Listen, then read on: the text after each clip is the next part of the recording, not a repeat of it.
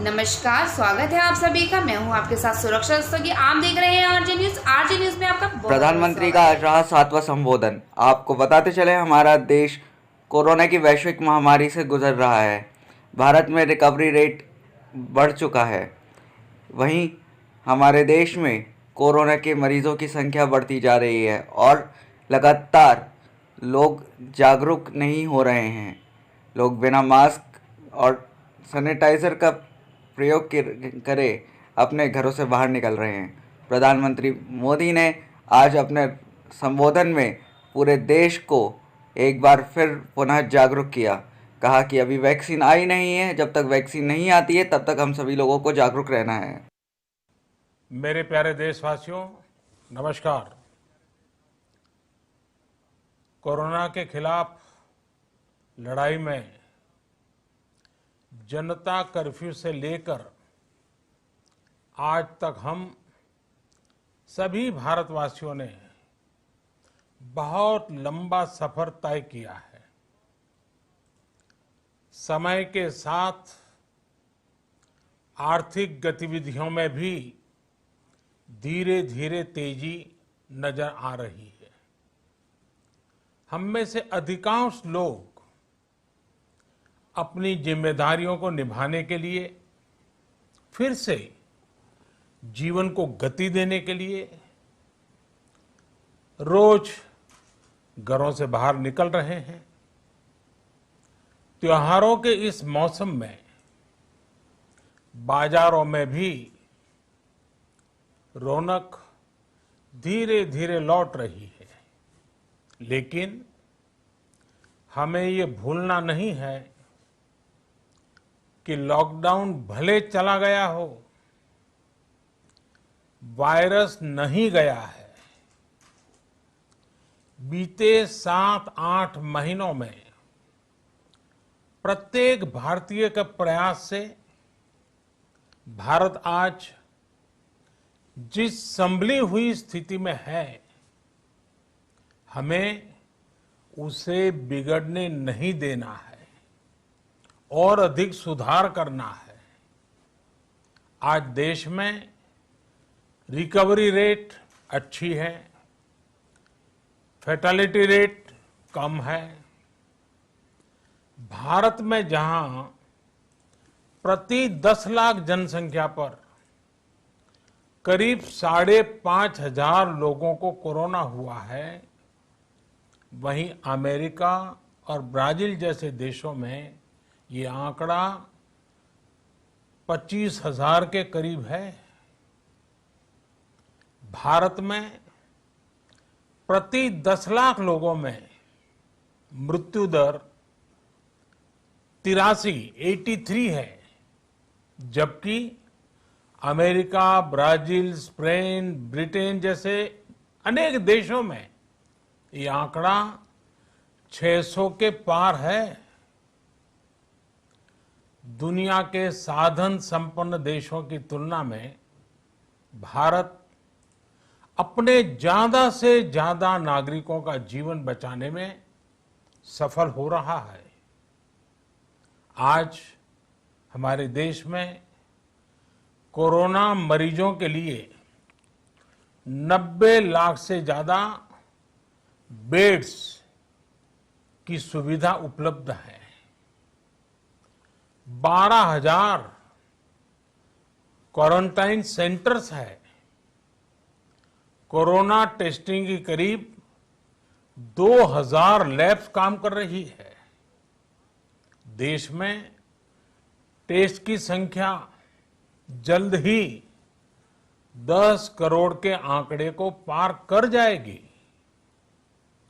Covid महामारी के खिलाफ लड़ाई में टेस्ट की बढ़ती संख्या हमारी एक बड़ी ताकत रही है। सेवा परमो धर्म के मंत्र पर चलते हुए हमारे डॉक्टर, हमारे नर्सिस, हमारे हेल्थ वर्कर्स, हमारे सुरक्षाकर्मी और भी सेवा के भाव से काम करने वाले लोग इतनी बड़ी आबादी की निस्वार्थ सेवा कर रहे हैं। इन सभी प्रयासों के बीच ये समय लापरवाह होने का नहीं है। ये समय ये मान लेने का नहीं है कि कोरोना चला गया या फिर अब कोरोना से कोई खतरा नहीं है। हाल के दिनों में हम सब ने बहुत सी तस्वीरें, वीडियो देखे हैं जिनमें साफ दिखता है कि कई लोगों ने अब सावधानी बरतना या तो बंद कर दिया है या बहुत ढिलाई ले आए हैं। ये बिल्कुल ठीक नहीं है। अगर आप लापरवाही बरत रहे हैं, बिना मास्क के बाहर निकल रहे हैं, तो आप अपने आप को, अपने परिवार को, अपने परिवार के बच्चों को, बुजुर्गों को उतने ही बड़े संकट में डाल रहे हैं। आप ध्यान रखिए, आज अमेरिका हो या फिर यूरोप के दूसरे देश, इन देशों में कोरोना के मामले कम हो रहे थे, लेकिन अचानक से फिर से बढ़ने लगे हैं और चिंताजनक वृद्धि हो रही है। साथियों, संत कबीरदास जी ने कहा है, पक्की खेती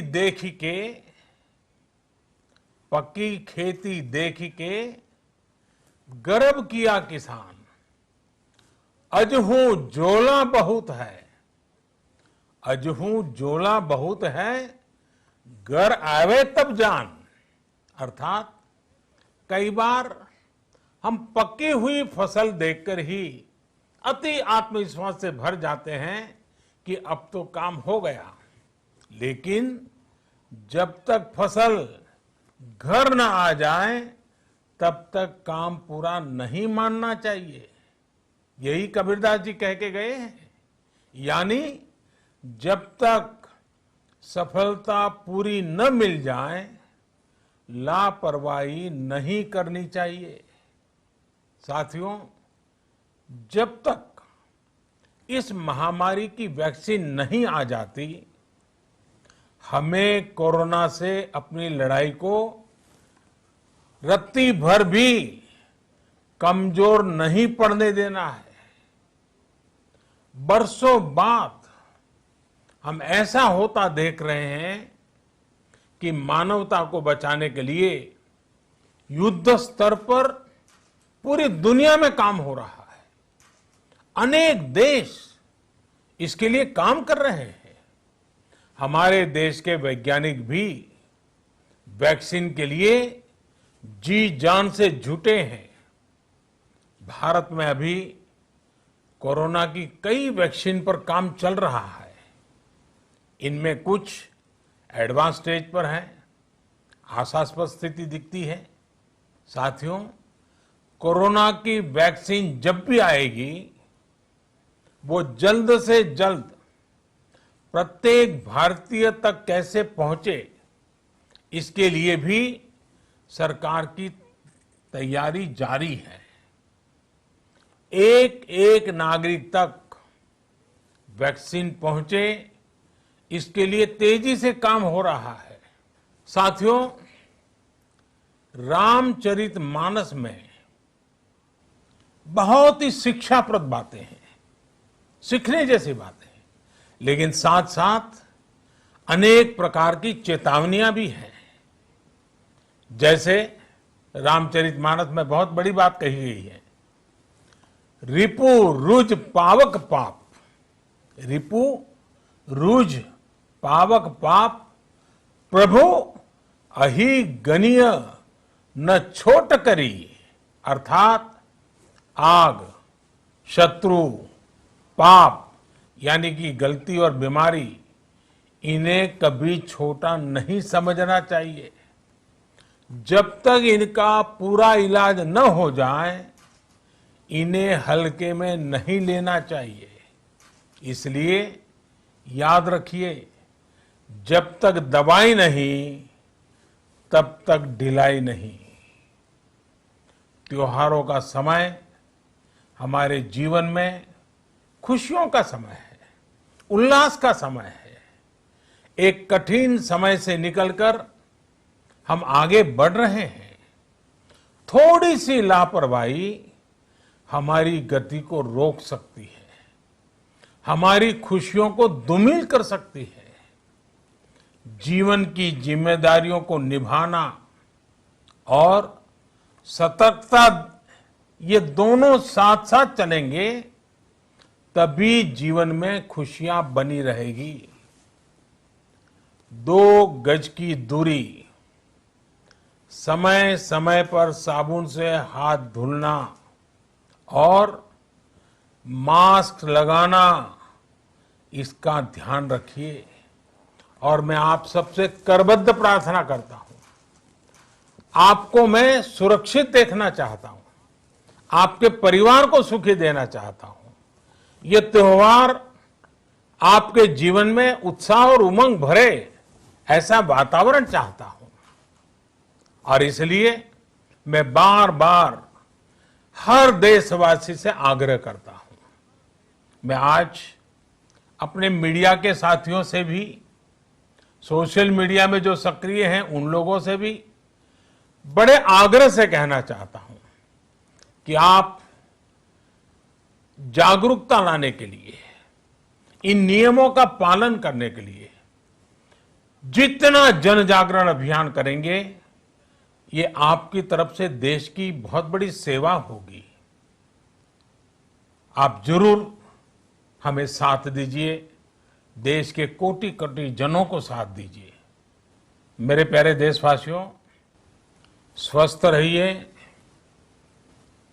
तेज गति से आगे बढ़िए और हम सब मिलकर के देश को भी आगे बढ़ाएं।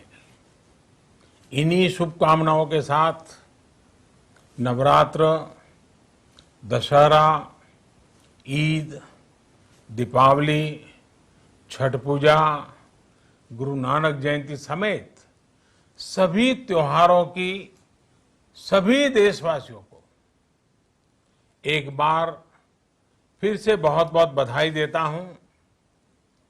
धन्यवाद।